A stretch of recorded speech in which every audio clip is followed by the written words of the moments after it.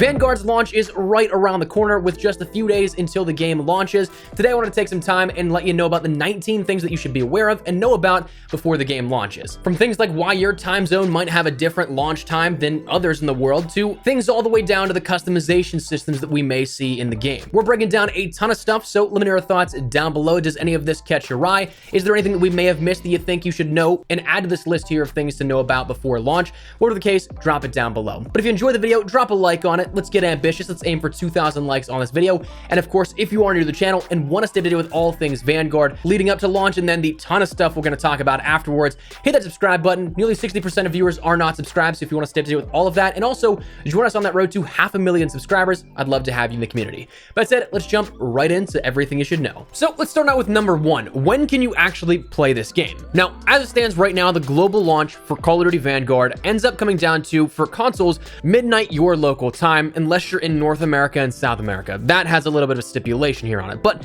for those that are, say, in Sydney, Australia, London, Berlin, Seoul, wherever you are in the world, most of this will come down to midnight your local time for consoles. However, for North and South America, that actually is time gated so that it's all at one block. Those three time zones that stretch East Coast to West Coast, that launch time is 9 p.m. Pacific time or midnight Eastern. So it'll be 11 p.m. Central, 10 p.m. Mountain, 9 p.m. Pacific. However, PC is a little bit different here because there's actually only one global time where it unlocks for everybody. That just is the way that BNet ends up working out. So unfortunately for players who are, say, in Sydney, Australia, they end up having access to it on consoles the earliest out of anywhere else in the world, but they actually have the longest wait on PC as opposed to when everybody else can get their hands on it.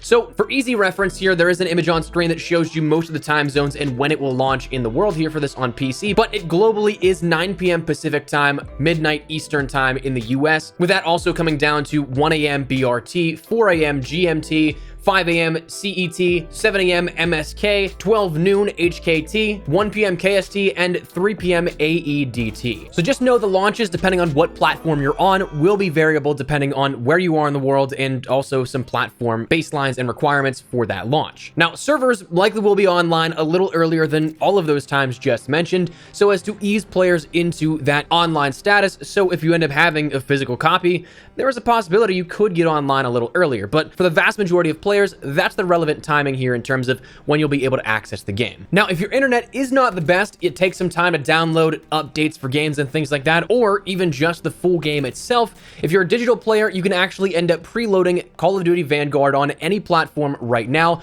PCs went live earlier today, and Xbox One, Series X, S, and PlayStation 4 and 5 all went live sometime last week. So you'll be able to download the game and get it ready so that once that time comes for it to be live for your region, you can jump right into it. Now, you'll probably notice there are separate downloads for the packs, with the base game really encompassing multiplayer and zombies, and campaign being that additional install pack, so bear that in mind. But let's talk about the game itself here. Starting out with the single player and the campaign, briefly touching on that. The campaign and narrative is based sort of in alternate history. It's not really rooted in that realism here at this, based off of that. One of the pillars of their game philosophy was historically inspired, rooted, but not beholden. So what you'll see, this storyline here is described as something that does follow what could have happened, but didn't actually, and so therefore gives a little bit more of creative freedom. It's not tied to small specifics, just based in history. So that's something that we should start to see resonate, not only with just launch, but also outwards into the DLC seasons. As for content overall in terms of your game, it's one of the largest content drops in day one that we've had in recent years.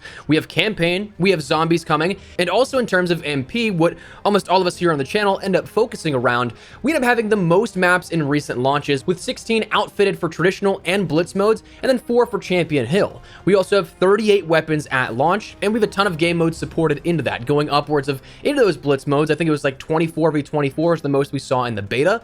So that's something that will absolutely give us, from day one, a decent bit to grind out here. It shouldn't get as repetitive, as stale as, say, Black Ops Cold War did last year with only 8 maps at launch. For those that play on a different platform than that of your friends, or have multiple accounts for, say, PlayStation and then maybe, say, PC, your fundamentals that we saw across Modern Warfare and Black Ops Cold War do return here with this. You'll have the ability to play cross-platform and cross-generation even, with, of course, the ability to play from PlayStation 5 back to Xbox One and things alike. These systems thankfully don't seem to be going anywhere, so those console wars, that inability to play with your friends if they didn't have the same platform as you, that stuff is no longer an issue. So play with whoever you want, whenever you want. And also, again, if you do have those multiple accounts for, say, Sony and PlayStation, and then also an account on BNet, you can end up jumping from system to system, and it's all saved on your account. Now, one thing that was also announced as of today, talking progression, that is really cool to know here, and you want to know before launch, is that Vanguard will actually progress your Season 6 Battle Pass in the preseason leading up to Season 1, before everything is synchronized, before Vanguard goes into Warzone and everything then is in the same lock and step with each other. Coming from Treyarch's blog today, saying, as a reminder, all XP earned in Vanguard during the preseason will also apply to your Season 6 progression and Battle Pass in Black Ops, Cold War, and Warzone. So if you're like me, somebody that is not really going to be playing too much Cold War or Warzone, trying to rank up all your weapons, getting ready for integration, grinding out camos, things like that, that's really nice to hear because I'm not done with my Battle Pass just yet, and I was kind of thinking, well, that sucks. I'm not going to get to tier 100, but it seems like that will definitely be attainable now because of this. So great thing to see confirmed already. Next, we see that weapon customization is going to be something of very big importance this year with so much focus already on it. We, of course, have 10 attachments and tons of attachments per weapon. So just like Modern Warfare, you're going to have no shortage of ability to customize your weapon exactly how you want it with tons of unique options out there. Now, other things returning here is that of the seasonal ranking system going to be returning with Season 1. Right off the rip here, we end up having the enlisted and seasonal ranks, with enlisted being those first 55 ranks you can end up doing to complete your base unlocks for everything. So your weapons, your field upgrades, your perks, your kill streaks. Once you unlock all of that stuff, you're never going to have to do that again once you get past that. Afterwards, that's when we go into the seasonal ranks here, and with Season 1 and the synchronization of everything, we'll see a system working just like how we saw within Black Ops Cold War, according to the information that we got from the Call of Duty blog a couple of days ago. Now, in that sense, when we talk about some things that are returning from Modern Warfare, some things returning from Black Ops Cold War, the way that I kind of approach a lot of the design elements from what has already been announced is that it seems like Sledgehammer have been trying to make this a best of both design approach. With seasonal not going away, that's just something that Call of Duty and Activision are playing into the retention-based matchmaking, getting people to come back as much as possible. So, as I've said plenty of times, while I think that the Prestige system was a system that was don't broke, so don't fix it, I'm happier to see this system coming back from what we saw with Black Ops Cold War as opposed to just the 100 levels and done that we saw in Modern Warfare. But at the same time, we also saw things that were expanded upon based off of what Sledgehammer's already described was coming from beta to launch. Things like Dead Silence. That's a field upgrade that we saw within Modern Warfare, but they also then added in Ninja coming back as a sort of solution to that, giving players the best of either one that they want. So that's the thing that I think is nice looking at this objectively, that if you like Modern Warfare, you like Black Ops Cold War, they're trying to accommodate things that we saw out of each of those to whatever playstyle you may be interested in. So that's something to consider. Number 10 on this list here, we of course look to have the depth of grindable content going deep here at this. It's mentioned from the blog post from Call of Duty that we have seasonal challenges, likely having additional challenges in regular capacities. We saw that in some of the official and promotional videos from Sledgehammer and Call of Duty that we have missions returning in some capacity, whether or not those come back, like we saw within Modern Warfare, giving earnable content to grind out that way as well. That's something that's yet to be understood fully. We of course will have some camo challenges. How much those will entail, that's something else for time to tell. But very interesting to see that for players that like to grind each separate bit, there looks to be, based off of what's announced already, something for hopefully everybody.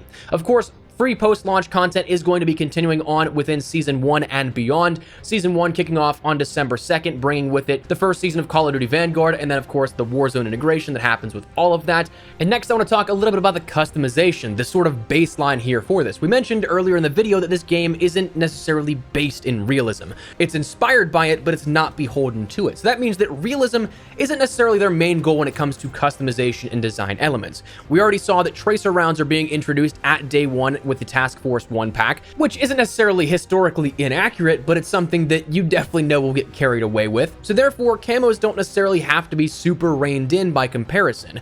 We also do see that that blueprint system will be continuing on, unfortunately. I've said time and time again, I think that sales would be way better if you just give a universal camo that you can use on any weapon, but I guess I'm not making the big bucks for a reason. So in terms of those design elements, it may follow similar to Black Ops Cold War, where you do have some stuff that's sort of rooted in realism, but gets a little bit out there a little quicker than what we saw with, say, Modern Warfare.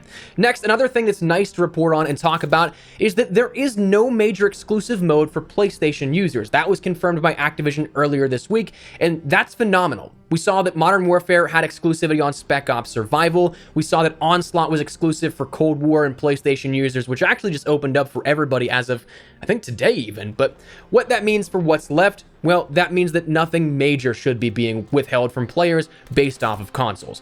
PlayStation may end up getting things like extra Creator Class slots, maybe some bonus XP boost, and maybe some Warzone packs with a customization bundle here and there for each season, but shouldn't be anything too crazy, and that is something that I am entirely behind. Do not put something major behind a console paywall or barrier of entry. That's something that just splits the player base and I think hurts the overall ecosystem of the game. I think console exclusives are a thing in the past, and it's nice to see that being embraced a little bit further, that we don't have something major like that.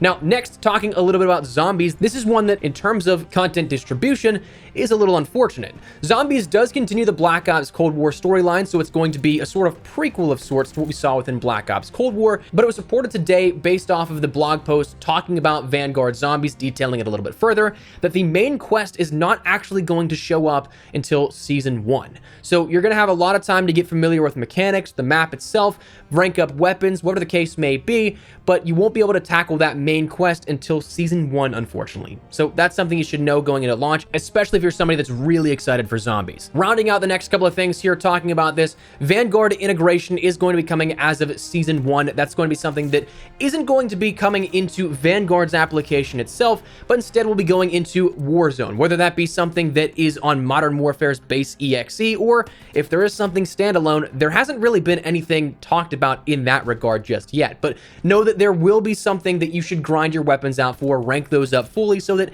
if you're a Warzone player, you can take advantage of everything, all the attachments, as soon as they're added into Warzone come Season 1 and December 2nd. Warzone Pacific and that new map of Caldera is also coming, and if you're a Vanguard owner, this is definitely something you should be aware of, because it actually comes out 24 hours before those who have the only free-to-play access can end up playing around with it. It comes out on December 2nd with that Season 1 integration, but it comes out 24 hours after that on December 3rd for those that do not have Vanguard. So a nice little bonus here if you end up getting Vanguard, but might not be the end of the world. And finally, in terms of things to know in regards to the game itself, Season 1 also brings along with it synchronized progression a little after launch. Again, as of Season 1's integration, December 2nd, you can then progress your battle pass for Season 1, your overall rank and everything, and not only just Vanguard and Warzone, but also Black Ops Cold War and even Modern Warfare. It's all linked. So if this isn't necessarily your cup of tea, but you want to stay up to date, you want to rank up things so you can end up jumping into Warzone and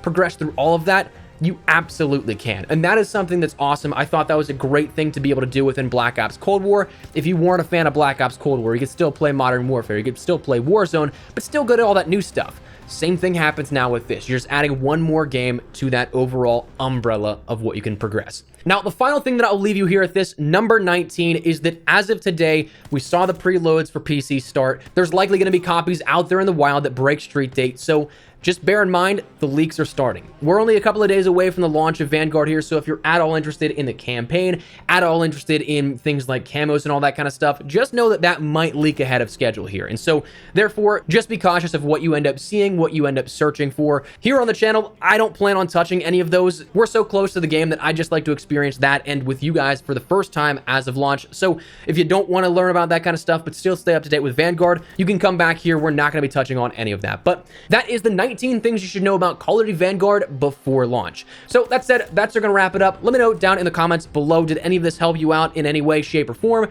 Are you looking forward to Vanguard? Is there anything in particular you're really excited for? Or on the flip side, maybe not so much? Whatever the case may be, feel free to let me know your thoughts down below. But if you enjoyed the video, make sure you drop a like down below. If you're new to the channel and want to stay up to date with all things Vanguard, all things Warzone in the future, and of course, if you want to join us on that road to 500,000 subscribers, hit that subscribe button. We'll keep you up to date with everything relating to COD. If you also want to follow me over on Twitter and Instagram, those are the best place to chat with me outside of YouTube. So if you guys want to strike up a conversation, ask me a question, whatever the case may be, that link's down there in the description below. That said, thanks so much for watching. My name is Espresso. We're getting real close to Vanguard, so gear up and get ready. Thanks so much for watching. I'll see you later. Take care and peace.